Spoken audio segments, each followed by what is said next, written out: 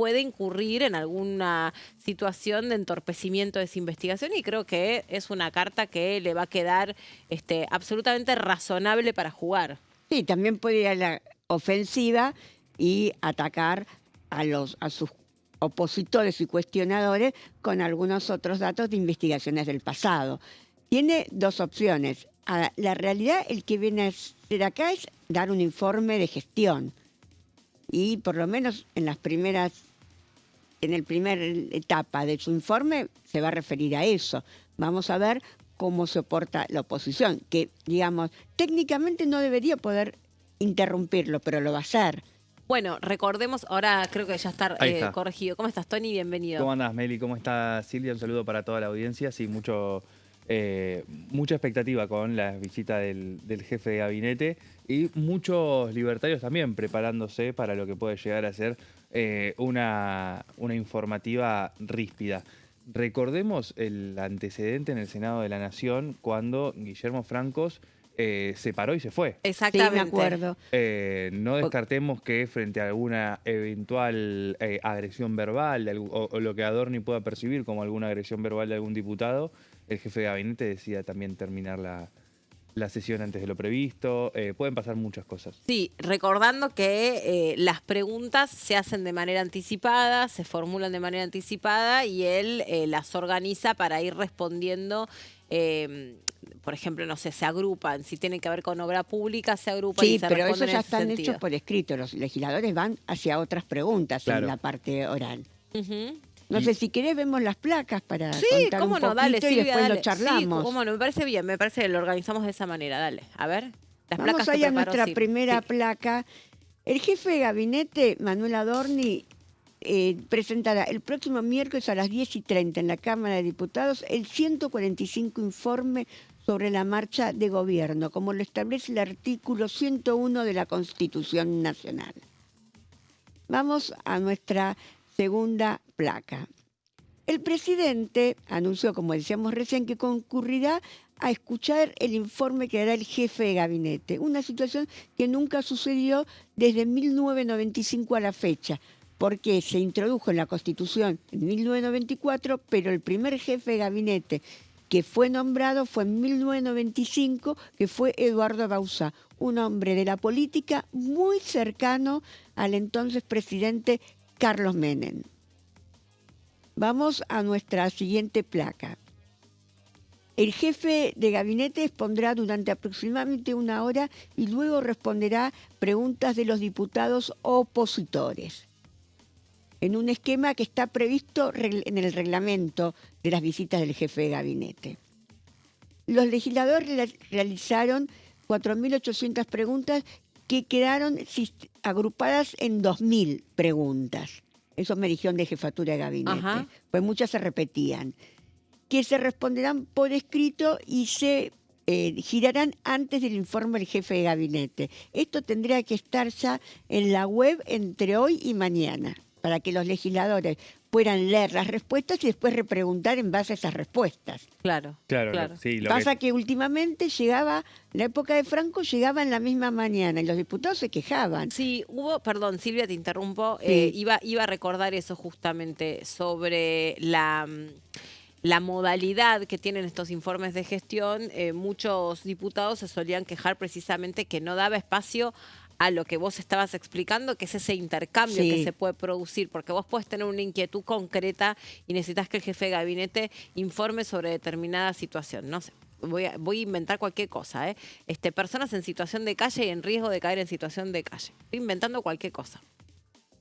Ahora, si después sobre eso los diputados querían profundizar y abrir ese informe y conocer no sé cuántas de esas personas están recibiendo un beneficio y si está pensado que ese beneficio se amplíe, se modifique, o qué pasa en caso de que los chicos que terminan en situación de violencia en el colegio, si se les suspende ese beneficio, no sé, lo que fuere, no se podía dar esto porque no daba el tiempo para tal dinámica, y entonces se perdía un poco el objetivo último, que era, bueno, profundizar, analizar, desmenuzar eso que solamente se da cuando esa persona está en vivo ahí presente, porque si no sería todo mucho más sencillo de mandar un documento y bueno, no sé, como el presupuesto. mandan un documento y después si quiere vienen y lo respaldan y si quieren no lo respaldan, pero lo importante es el papel. Acá lo importante es ese intercambio que se produce entre el funcionario y el cuerpo legislativo. Igual no hay repreguntas. Tengamos en cuenta de que puede preguntar una vez y no hay repreguntas. Y se agrupan las preguntas. Vamos a ir a la primera tanda, estamos acá con la placa. La primera tanda de preguntas serán realizadas por los bloques más pequeños, aquellos que tienen 1 o 2 diputados, hasta 5 diputados más o menos. Y esos bloques tendrán 50 minutos. Cada legislador tendrá 5 minutos, no más, para poder realizar su pregunta. Cuando terminen de hacerse esa primera tanda, tiene 20 minutos para responder a Adorni. Vamos a la siguiente placa. La segunda tanda será para Innovación Federal, que tendrá 11 minutos, Unidos, que tendrá 20 minutos, y Fuerzas del Cambio, UCR, PRO, que tendrán otros 20 minutos. Luego volverá a contestar el jefe de gabinete otros 20 minutos. Vamos a la siguiente placa. El tercer bloque corresponde a Unión por la Patria, que tendrá 68 minutos, es por la cantidad de legisladores que tiene. Tras las exposiciones de los diputados de Unión por la Patria, responde nuevamente el jefe de gabinete. Y finalmente, cerrará, y después, bueno, el jefe de gabinete en cada tanda va a responder, en cada bloque, y no hay repreguntas, con lo cual, inclusive puede el jefe de gabinete decir, eso se lo contesto en 5 días por escrito, alguna pregunta. Y el cierre estará a cargo del presidente del bloque de la Libertad Avanza, Gabriel Bornoroni, y hará un cierre. No hará preguntas, sino que hará un cierre respaldando, obviamente, al jefe de gabinete. Todo es en la teoría. Ahora Claro. vamos a ver cómo se desarrolla. Vamos a ver si el jefe de gabinete se queda hasta el final, si no pasa lo que decía Antonio, pasó en el Senado, y cómo es, y cuál va a ser la estrategia del oficialismo. Si va a ser quedarse solamente, ahí tenemos la convocatoria en pantalla de la sesión, si es quedarse solamente en el formato que establece la Constitución, o se anima a una ida y vuelta, como decía Marcos Peña. Cuando fue jefe de gabinete del gobierno de Macri, tenía sus propios contrincantes. Entonces había tomado como contrincante a Axel Kicillof y tenían como un intercambio. Claro, claro. Ya lo había tomado como contrincante. Pero bueno, hay que reconocer que Manuel Adorni llega en una situación difícil, muy complicada, si no el presidente no vendría acá. Claro. Con muchas críticas de la oposición, Claro, que busca su interpelación además. Sí, yo te quería preguntar justamente eso, ¿no? Bueno, los dos, obviamente, Tony, vos también, ¿qué interpretación hacen ustedes desde lo simbólico, ¿no? ¿Cuál es el subtexto de esta actitud de respaldo obvia del presidente de la Nación acompañando a un jefe de gabinete a dar su informe de gestión? ¿Qué interpretás vos que se produce ahí? No, a ver, es un presidente que no es la primera vez que aparece en momentos no especulados, ¿no? En el Congreso ha venido a presentar el presupuesto, por ejemplo, pero también le ha dado la espalda cuando le tocó asumir el 10 de diciembre de 2023 y no habló ante la Asamblea Legislativa. Lo que empezamos a ver es un Adorni intentando dejar atrás todo lo que fue el escándalo que comenzó a principios de marzo, hace ya casi 2 meses, con primero el viaje de su esposa a Nueva York y después todo lo que se conoció, para enfocarse en el apoyo político que recibe el funcionario, pero también para seguir la gestión, ¿no? Recordemos que es el jefe de gabinete, un jefe de gabinete al que le cuesta que los ministros quieran, que los gobernadores principalmente quieran reunirse con él. Hay muchos gobernadores que no se animan a la foto con el jefe de gabinete. Esto también lo vemos acá en el Congreso, donde el oficialismo tiene ambas cámaras paralizadas, además, a pesar de tener la primera minoría en diputados y de tener un apoyo robusto en el Senado, no están logrando que los aliados se quieran sentar y apoyar los proyectos del gobierno por el contexto de debilidad política que tiene el gobierno. Entonces, el primer interesado para seguir adelante con la gestión, de salir adelante de esta situación, es el gobierno, y yo creo que el apoyo a Adorni y Meli va un poco en ese sentido.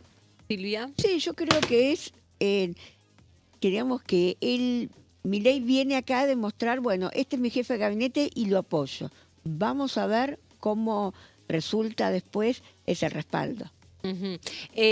Hay algo que también dijo el presidente de la Cámara de Diputados, que había que comprar pochoclos para poder disfrutar de lo que iba a ser, lo que iba a traer Manuel Adorni. En ese sentido, Silvia decía o adelantaba que una de las especulaciones era que también iba a venir él con una suerte de contraataque para algunos Sí. referentes de la oposición, metiéndose con información sobre el patrimonio. Y hay otro dato, que es el dato de este fin de semana, donde hay un funcionario que, bueno, como no pudo justificar la compra de unas propiedades en Estados Unidos, no está claro, por lo menos yo no lo tengo tan claro, si presenta su renuncia o si le piden que se vaya. Lo Se cierto fue. es que lo cierto es que se produce una situación, si uno quiere, Le piden la renuncia.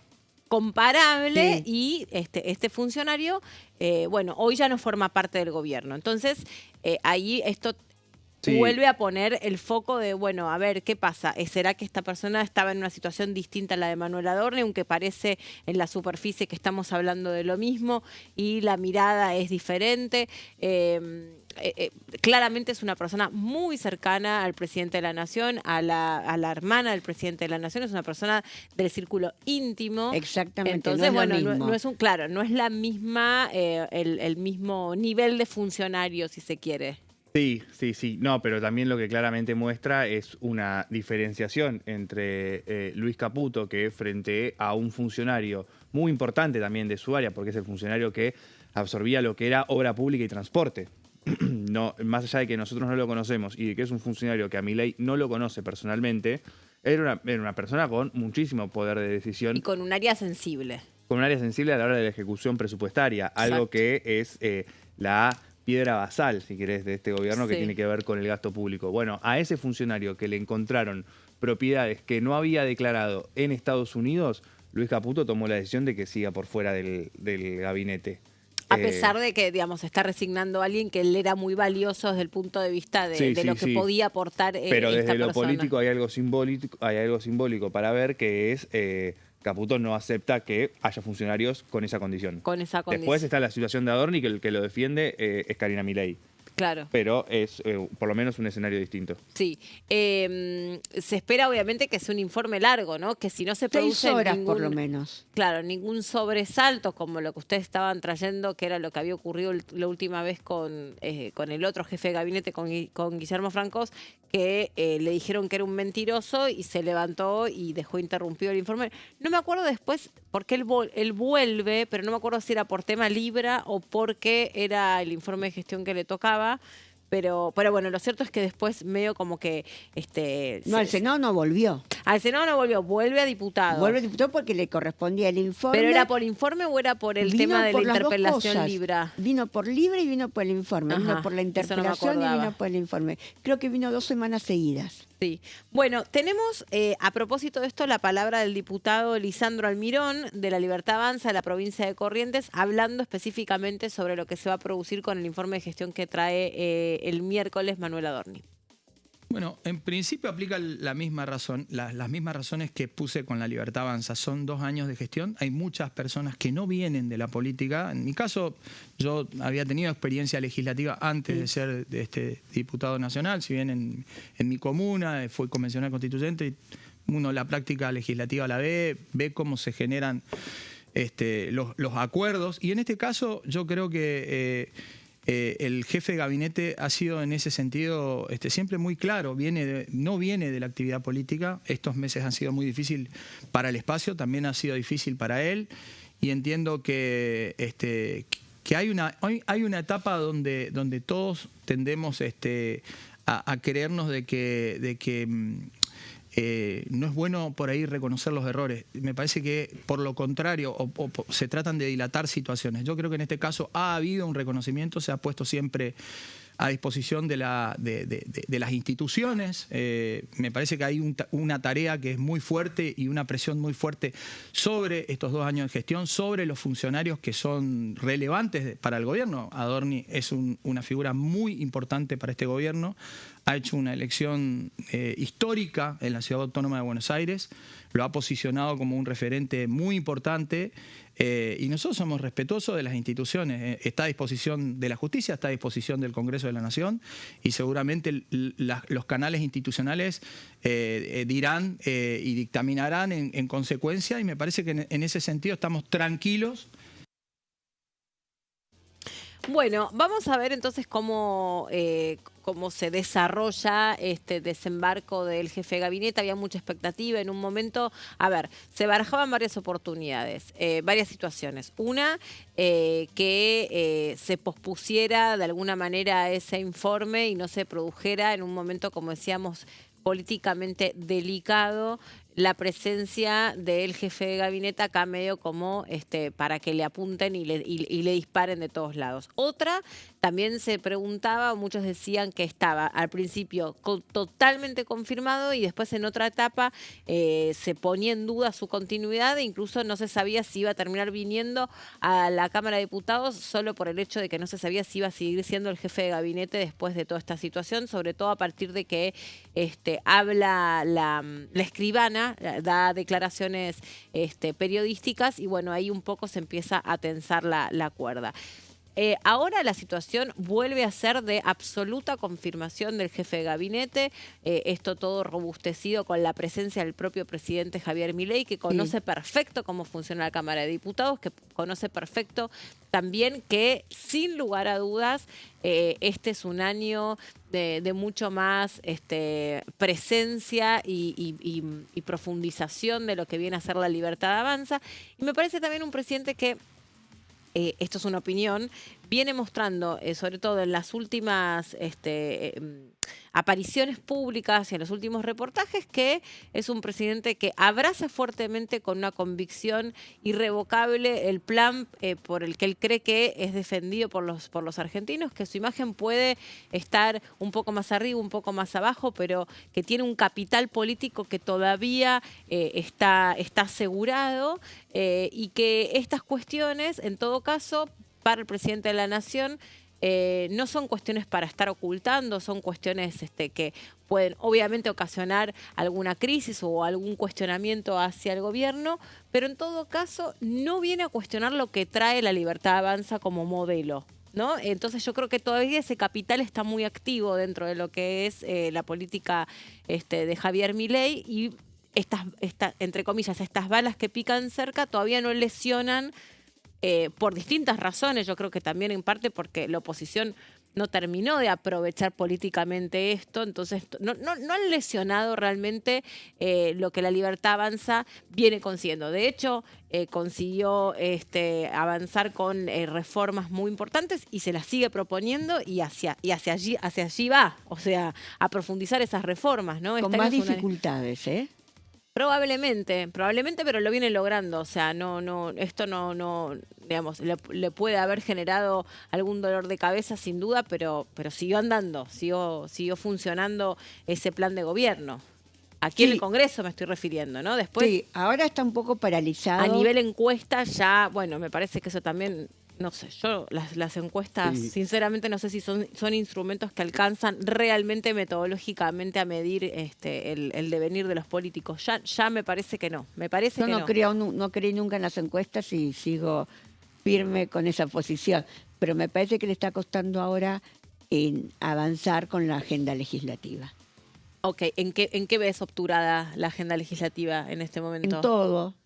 Le está costando mucho en el Senado. Tuvo que atrasar el debate de reforma electoral porque no tiene los votos. Por ahora va a seguir negociando con los aliados. Tuvo problemas con la ley de inviolabilidad a la propiedad privada. Tiene que seguir negociando, va a tener muchísimas modificaciones. Por ahora no va a abrir el debate de discapacidad. Reforma de salud mental. No, reforma de salud mental es la que me parece tiene más chances, ¿no? Más chances tiene. Sí, pero claro, tampoco avanzó demasiado. No, bueno, pero entró la semana pasada. Claro, seguramente. Digamos, y se va a tratar esta semana. Pero digo que estas leyes ni siquiera las puso por lo menos el caso de electoral y el caso de discapacidad, no tienen previsto ponerlas en las próximas semanas Claro. en agenda. Tenemos que hacer una pausa. Cuando regresemos nos vamos a meter con otro proyecto que es el del financiamiento universitario, Tony, que ese es el tema que trajiste vos, y les contamos también qué trae la agenda legislativa. Ya venimos.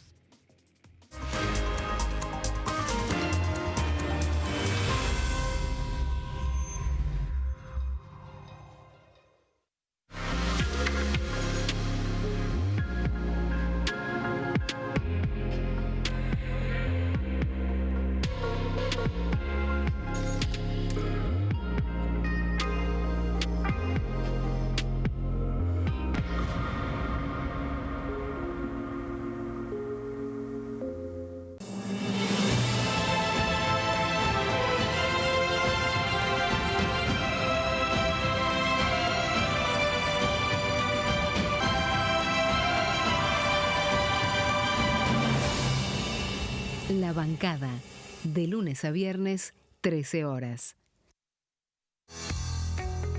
¿Quiénes conforman el Congreso? El Congreso de la Nación está conformado por la Cámara de Diputados y la Cámara de Senadores. La Cámara de Diputados representa al pueblo de la nación argentina. Esto significa que las provincias más grandes y con mayor cantidad de habitantes tienen muchos más diputados que las provincias más pequeñas. La manera de establecer las cantidades es proporcional. Por ejemplo, la provincia de Buenos Aires cuenta con 70 diputados nacionales y la provincia de Tierra del Fuego con 5. La Cámara de Senadores representa a las provincias. Cada provincia envía 3 senadores al Congreso Nacional. El total de senadores es 72, dado que las provincias argentinas son 24. Este es el número fijo, estipulado por la Constitución Nacional. Cada 2 años, el Congreso Nacional renueva la mitad de sus diputados y 1/3 de sus senadores nacionales. El mandato de los senadores es de 6 años, mientras que el de los diputados es más breve, dura solamente 4 años. La Cámara de Diputados tiene 257 miembros. En el recinto, los diputados se agrupan en bloques y en interbloques que expresan partidos políticos o afinidad ideológica.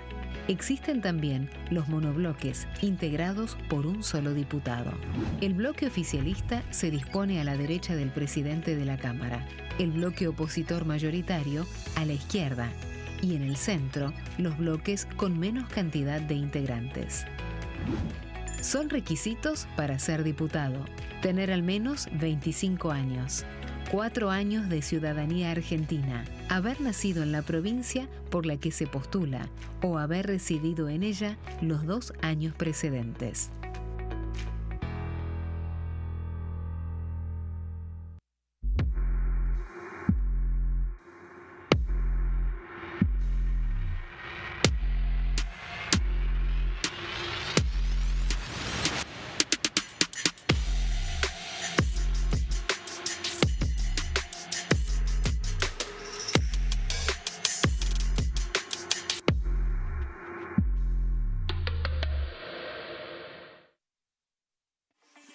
Leyes en un minuto. Acuerdo Mercosur-Unión Europea.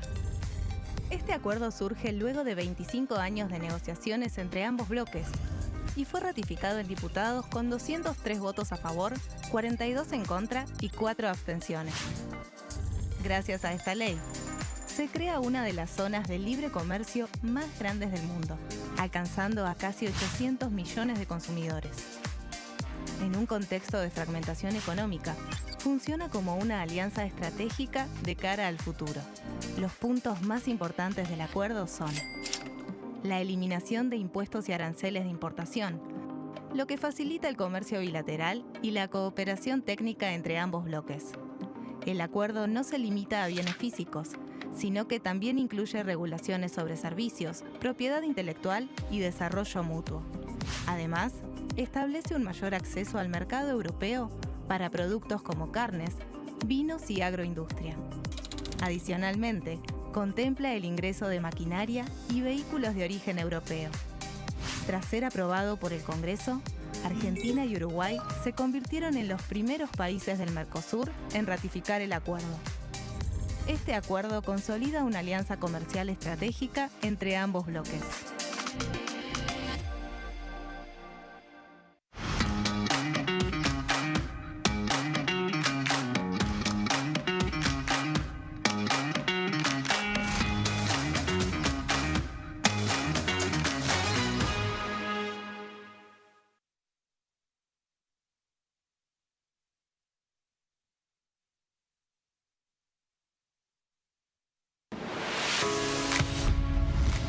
¿Cómo funciona el Congreso? Cuando un proyecto de ley ingresa a la Cámara de Diputados, ya sea presentado por un legislador, enviado por el Poder Ejecutivo o producto de una iniciativa popular, se trata primero en el ámbito de las comisiones. Las comisiones son el espacio de análisis y debate sobre los proyectos conformadas por legisladores de distintos bloques. Hay 46 comisiones permanentes que son centrales en la discusión parlamentaria, como Presupuesto y Hacienda, Asuntos Constitucionales o Legislación General. Existen también 32 comisiones especiales que tratan temas específicos. En su mayoría son bicamerales, es decir, que están compuestas por diputados y senadores, como la bicameral de trámite legislativo, encargada de analizar los decretos del Poder Ejecutivo. Para que un proyecto sea tratado en el recinto, debe contar con el apoyo de la mayoría de los integrantes de las comisiones a las que haya sido girado. Al finalizar una reunión de comisión, se dictamina sobre la pertinencia de tratar el proyecto en el recinto. El dictamen puede plantear la aprobación del proyecto o su rechazo.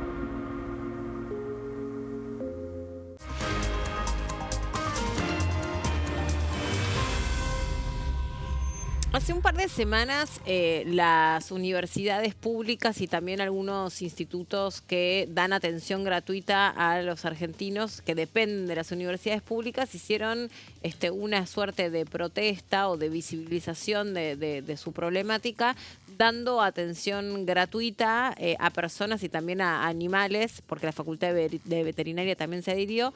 Y un poco eso servía para poner sobre el tapete otra vez esta cuestión vinculada a la ley de financiamiento universitario, que fue una ley que fue defendida en el Congreso de la Nación ante el veto del Poder Ejecutivo y que de nuevo ponía en evidencia el valor que y la importancia que cumplen estas instituciones y estos específicamente estos profesionales que con muy bajos ingresos siguen vinculados a la universidad pública y dan atención, digamos, muy accesible a muchos argentinos que, por ejemplo, contaban en la fila previo a pasar por los trailers de atención que eran personas que hace 2 o 3 años no iban al médico por el costo que esto significaba, sobre todo atención odontológica, que uno sabe que, cara. Claro, que cualquier cosa supone así, el arreglo más chiquitito de una caries supone, no sé, 100.000 pesos. Entonces son 100.000 pesos que los tienen reservados para comprar alimentos y entonces hacía 2 o 3 años que las personas no iban al médico. Quedaba también ahí de muchos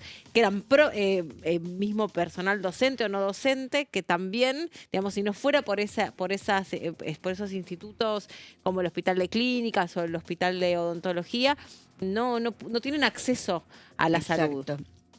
Vos lo decía todo esto, Tony, porque bueno, hay un proyecto para profundizar y mejorar la situación de los docentes. Sí, el gobierno presentó su proyecto de financiamiento universitario que tiene que ver también con el financiamiento de todas estas cosas que nos describías vos recién, Meli, como una forma de respuesta a el incumplimiento que está haciendo con la actual ley sancionada el año pasado.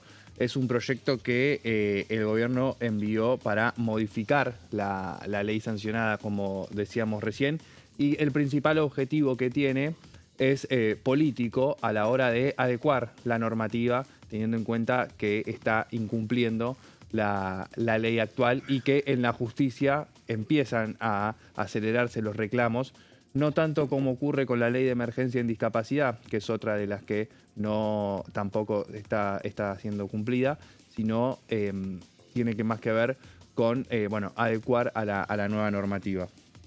Los gastos de funcionamiento de universidades se actualizarán solo si la inflación supera el 14,3% previsto por el presupuesto 2016. A ver, para detallar estos números, el proyecto se presentó en febrero. El gobierno preveía una inflación del 10% en el presupuesto sancionado del año pasado, en lo que ya lleva acumulado hasta marzo, que es la última medición, en los primeros 3 meses, ya superó el 9%, es decir, ya habría que revisar en las comisiones, el debate que se propone acá. Ese porcentaje funciona como el umbral. Si el IPC lo supera, se activa un ajuste automático por inflación, como el gobierno viene haciendo, por ejemplo, con las jubilaciones, que tienen su aumento por lo que se define en la inflación. Docentes y no docentes universitarios recibirán un aumento del 12,3% en 3 cuotas, del 4,1% cada uno, en marzo, julio y septiembre, intentando también recuperar lo que fue lo perdido principalmente entre 2024 y 2025, pero 2024 fue el año donde más caída hubo del poder adquisitivo de los docentes. El incremento se calcula sobre los salarios básicos vigentes al 31 de diciembre de 2025. La ley obliga al Ejecutivo a convocar a paritarias dentro del mes de su sanción con una frecuencia mínima trimestral, dándole pie a los sindicatos para que puedan sentarse en esa mesa de negociación para definir cuál va a ser los salarios que vayan a impactar a la hora de definir esta cuestión. La convocatoria debe incluir tanto al personal docente como al no docente, es otro de los puntos de esta ley. El proyecto, vamos a hablar un poco de los números, destina 80.072 millones adicionales al financiamiento de los hospitales universitarios. Y acá entra, Meli, un poco lo que vos nos contabas, ¿no? Muchas veces estos hospitales que terminan siendo lugares de práctica para los estudiantes, pero también lugares de atención, el Hospital de Clínicas en la Facultad de Medicina, los lugares para atenderse en odontología y demás, son espacios abiertos para que por una suma de dinero mucho menor a lo que puede salir un tratamiento, puedan ser atendidos por estudiantes, pero que están siendo supervisados por docentes y demás. Sí, pero igual, ojo que también son, por ejemplo, yo te hablo del hospital odontológico, de la Facultad de Odontología, tienen tecnología de punta. Sí, eso te iba a decir. Y es una facultad modelo a nivel Latinoamérica y el mundo, siempre sale como una de las mejores ranqueadas, y la gran mayoría de los que atienden son médicos odontólogos recibidos, solo que por ahí están haciendo la residencia o están haciendo un posgrado, pero están recibidos. Digo esto porque genera un poco de incertidumbre. Yo misma he preguntado porque están haciendo esa residencia. ¿qué están haciendo? ¿Están probando conmigo a ver cómo les va? Y no, son primero que están todos totalmente supervisados. Yo les digo porque yo soy paciente del hospital de odontología de la facultad. Y es impresionante. Está todo totalmente controlado. Tienen una tecnología que si vas a cualquier centro odontológico no la tienen. Y son personas que por ahí están, 12, 14 horas en la facultad, que además después se quedan a hacer su doctorado o su especialidad, pero son recibidos. Son pibes que O sea, es extraordinario lo que hace y todos supervisados por el decano y por los jefes de las Sí. cátedras. O sea, no están los chicos ahí. También están los que están haciendo prácticas, pero están como asistentes. O sea, Sí, no, que no igual son no los todo- que te atienden. Sí, no son todas gratuitas esas prácticas. No, Tienen- no, no. Algunas tienen costos y costos importantes. No. A ver, pagás. Sí. Nada que ver y no se compara para nada con lo que te sale costaría en- hacerte eso en cualquier otro lugar. Sí. Te digo porque yo fui tanto a la guardia como a atenderme con turno. Sí, tenés que esperar, con cualquier hospital, tenés que esperar. Es medio un plomo esa parte, pero yo te digo que hasta, no sé, la cantidad de tomografías que te pueden hacer, tomografías dentales, no escatiman en la atención. Yo he visto, por ejemplo, un señor que tenía algo así como más de 75 años, que el pobre hombre se había caído y se le había perdido se había roto la pieza dental. Claro, o sea, reponer la pieza dental para una persona hoy por hoy es un trauma porque es muy costoso. Sí, es Claro. muy costoso. Y le salvaron el diente que él llevó, el diente que se le rompió, pobrecito, y aparte con la alegría con la que se fue el señor de resolver en ese momento el problema, porque realmente el señor no iba a poder hacerlo de otra forma. Les digo que es extraordinaria la atención, es muy buena, muy Sí. buena, pero sí, obvio, es arancelado, o sea, no es que es gratis. No, obvio. En ese sentido, mira, las universidades que mayor trabajo tienen de esto, bueno, es la Universidad de Buenos Aires, la de Córdoba, la de La Plata y la de Cuyo, que sería hacia donde principalmente irían destinados estos fondos para mantener esta atención que destacabas. Y bueno, es la primera ley de financiamiento universitario que propone el gobierno de Javier Milei después de rechazar las anteriores sancionadas por este Congreso. Y después de 2 marchas, ¿no? Y después de marchas se espera una marcha multitudinarias. nueva para mayo. Creo que el Claro. 11 de mayo es la fecha. Claro, marchas muy bueno, ahora se cumplió un aniversario porque fue para esta época.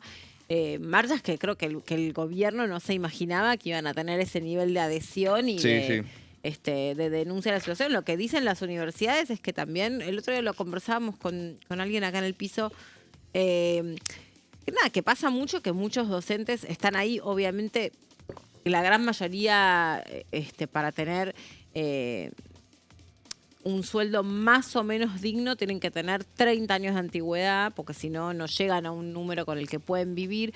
Pero lo que se está produciendo es que muchos se terminan yendo de las cátedras y Sí. se terminan como cerrando las cátedras porque no pueden seguir trabajando de esto. Se tienen que ir a la educación privada o se tienen que dedicar a otra cosa porque no pueden estar ahí dedicándole tanto a la universidad y eso hace caer el nivel académico, obvio. Sí, Que es un problema que estamos un gran teniendo problema. con el tema de la falta de inversión en el sistema universitario. Sí, es un gran problema, sin dudas. Bueno, vamos a ver qué es lo que pasa. Ah, te queda una placa, Tony, de esto. No, entiendo que ya comentamos No, la última. ahí está, listo, perdón. Entonces fue un error. Les queremos contar la agenda, que como decíamos, el miércoles viene Manuel Adorni, como que lo más importante está concentrado ahí, pero hay varias comisiones que van a estar reuniéndose a partir de mañana. 10:30 de la mañana empieza la primera de las reuniones con la Comisión de Derechos Humanos y Garantías. Va a tener invitados esta comisión de Derechos Humanos y Garantías. No sé si ustedes saben específicamente o se están empapados sobre qué temas no están estos invitados, pero si no, les seguimos contando. Si alguno tiene el dato, No, yo no me tengo lo ningún cuenta. No, dato de yo- los invitados. Bueno, perfecto. Son invitados que vienen ajustados a la agenda de la Comisión de Derechos Humanos y Garantías. Después a las 2 de la tarde hay un impasse. Se reúne la Comisión de Transporte para tratar varios temas como modificaciones sobre infracciones. Hay un tema gigante en el tema transporte. Yo no sé si esto va a ser o no algo que van a poder trabajar los diputados, pero es que hay muchas líneas de colectivo que están cerrando o que están en situaciones muy complicadas o con reducción de servicios. Reducción de servicios hay muchos. Algunos incluso con despidos, con incumplimiento en el pago de los salarios de los choferes que están ganando en promedio, obvio, depende, como decimos siempre, la antigüedad y demás, 1.200.000 pesos, choferes que muchas veces se bajan del colectivo y se ponen a trabajar de alguna otra cosa más, Sí. hacen alguna changa o manejan un auto de aplicación. Esto está trayendo también largas filas en los pasajeros que esperan un No servicio vienen a veces reducido. los colectivos. Muchos pasajeros que ya no están pudiendo viajar por el costo del transporte y un costo de transporte que todavía dicen empresarios y especialistas en la materia que está barato el transporte todavía. Que hay que ver qué es lo que pasa, digamos, respecto a lo que cuesta poner un pasajero en la calle, la rentabilidad de la empresa y el tema de los subsidios que están poco transparentes, ¿no? Los subsidios a los transportes, hay que también, digamos, si se retiran esos subsidios, que un poco los empresarios es lo que están pidiendo, ¿qué es lo que pasa? ¿Quién queda en el juego? Otra cosa que estaba sobre el tapete en el materia de transporte es... Bueno, en un momento había muchísima línea de colectivo que prácticamente superponían recorrido. Entonces se justifica seguir teniendo esta política de transporte de, no sé, tener 5 o 6 líneas de colectivo que paran exactamente, qué sé yo, que sobre el final hacen 3 paradas distintas. ¿Se Claro. justifica? ¿No se justifica? Bueno, es algo de lo que hay que discutir, si efectivamente hay o no hay una política de transporte. La otra cuestión es... la bicameral de control de fondos de seguridad social, esto también va a ser a las 2 de la tarde. Sí.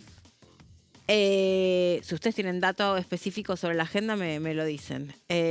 Después, a las 3, reunión constitutiva de la Comisión Bicameral de Defensoría del Pueblo. O sea, esta no se constituyó todavía. No se constituyó. La otra tampoco se constituyó, la de Fondo de La la de- Seguridad Social. Ah. Estaba previsto que en la ley de reforma laboral tenían que ir controlando esa comisión, Claro.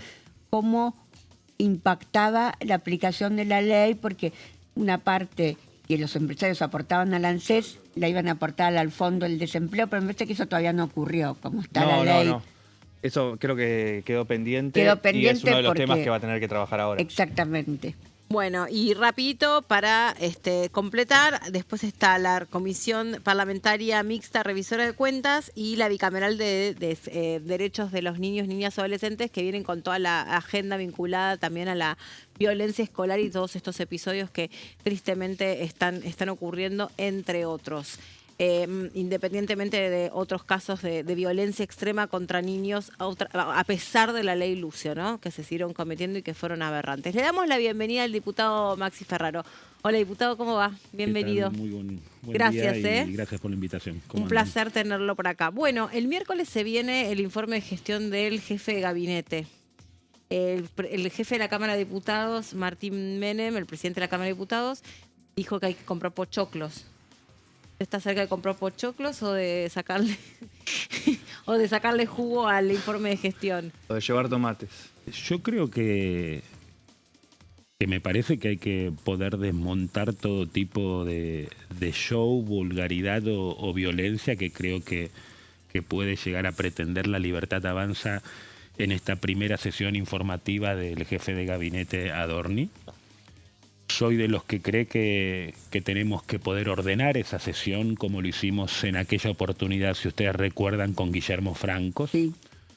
Porque creo que hay muchos interrogantes, muchas preguntas que siguen sin responder, que tienen que ver con la gestión y la cotidianeidad de lo que está sucediendo en muchísimos temas que creemos que son muy sensibles, como son los discapacitados, el financiamiento universitario, 2 leyes votadas en reiteradas oportunidades por este Congreso de la Nación, en donde el gobierno nacional las está incumpliendo, pero a su vez también temas que hacen al día a día de millones de argentinos, que tienen que ver con la baja del consumo en muchísimos lugares de nuestro país, el temor a perder el empleo, la pérdida del salario real con respecto a la inflación y, por supuesto, 2 temas que también considero centrales y que hacen a la gestión, que tienen que ver con el supuesto enriquecimiento ilícito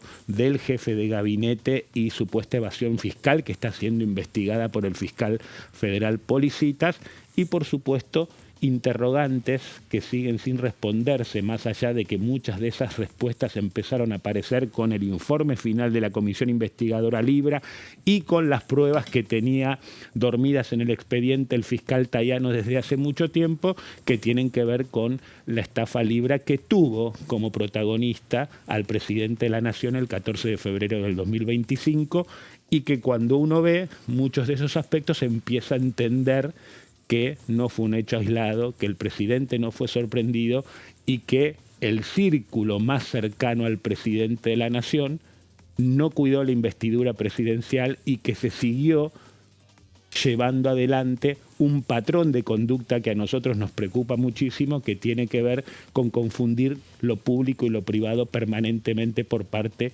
de muchos funcionarios de La Libertad Avanza. Ahora, Maxi, el gobierno está preparando una presentación para confrontar con los diputados, teniendo en cuenta la situación de Manuel Adorni, las investigaciones que se vienen llevando a cabo, un poco con esta idea de si se arman disturbios o si hay confrontación, no se va a poder explicar y hasta se puede terminar la sesión de antes. Yo creo que no hay que prenderse a cualquier tipo de provocación. Por eso arranqué diciendo que más que comprar pochoclos, yo le diría al presidente de la Cámara, al diputado Martín Menem, que él es el presidente de todos los diputados y diputadas de la Nación, que estamos ante una sesión informativa que lo manda el 101 de la Constitución Nacional y que tratemos de llevarla adelante dentro de los canales institucionales que hacen a este tipo de sesión informativa. Se habla de que pueden llegar a traer militantes e invitados especiales. También es muy importante que este canal pueda tener la ecuanimidad, pluralidad de voces que están representadas en la Cámara de Diputados, que no suceda lo que sucedió con la transmisión oficial en la apertura de sesiones ordinarias del 1 de marzo. Y creo que hay que ajustarse y no entrar en las provocaciones. ¿Por qué? Porque vuelvo a insistir, porque el señor jefe de gabinete tiene muchas preguntas que responder. Creo que nos tenemos que ajustar. Ustedes saben que tenemos un reglamento de estas sesiones informativas que son tiempos muy limitados. Se va a arrancar con la exposición del jefe de gabinete de alrededor de 40 minutos, 1 hora. Después empiezan los bloques o interbloques más chicos hasta concluir con los 2 bloques más grandes que corresponden a Unión por la Patria y a la Libertad Avanza. Vuelvo a esto.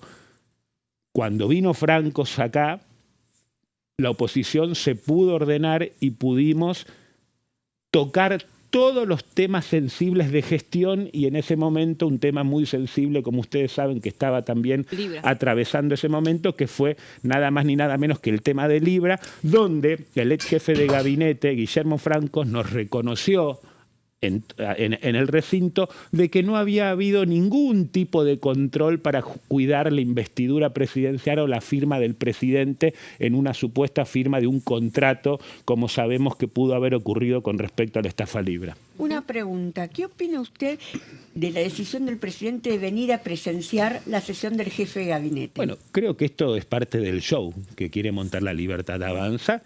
Y creo que el presidente comete un error gravísimo, que es atarse a un salvavidas de plomos como hoy es el jefe de gabinete Manuel Adorni.